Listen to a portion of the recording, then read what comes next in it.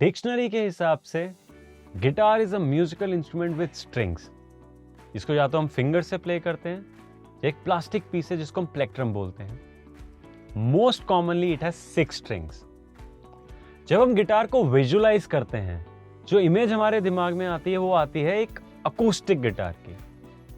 Acoustic guitar का मतलब होता है ऐसा guitar which does not require electricity. Acoustic word comes from sound. So natural sound जिस गिटार में होती है उसको हम अकूस्टिक गिटार बोलते हैं। ये सबसे कॉमन गिटार्स होते हैं। इनफैक्ट सारे लोग अपनी बिगिन जो करते हैं जर्नी वो अकूस्टिक गिटार से ही करते हैं। अकूस्टिक गिटार में हम रिदम्स, मेलोडी दोनों प्ले कर सकते हो। It's more like a generalist guitar.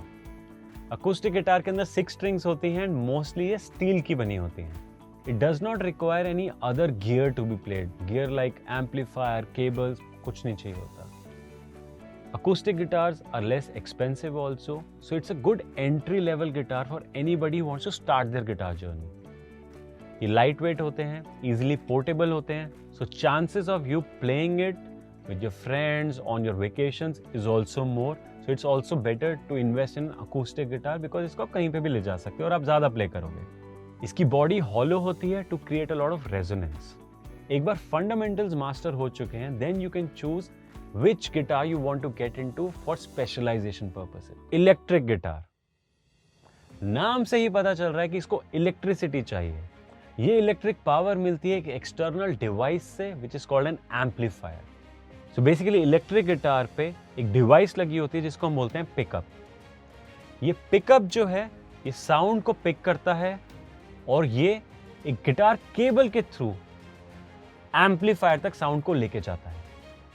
Electric guitars are very important when you want to modify the sound of the guitar. अगर आप modify करना चाहते हो using pedals and processors, that is only possible in electric guitars. जब हम different styles of music play करना चाहते हैं जैसे rock, jazz, funk, इन सब के लिए electric guitar is an essential. Electric guitars की जो body है वो solid body होती है. It's not hollow like an acoustic guitar. और इसमें नॉर्मली 6 स्ट्रिंग्स होते हैं जो कि स्टील के ही बने हुए होते हैं। Bass guitar. बेस गिटार एक स्पेशलाइज्ड गिटार होता है जो कि लो एंड ऑफ म्यूजिक प्ले करने के लिए यूज होता है। It's mostly used in a band setup. इसमें 4 स्ट्रिंग्स कॉमन होती हैं जबकि 5 और 6 स्ट्रिंग के भी बेस गिटार्स आते हैं। इसकी स्ट्रिंग्स मोटी होती हैं, नॉर्मली स्टील की ही बनी हुई होती हैं।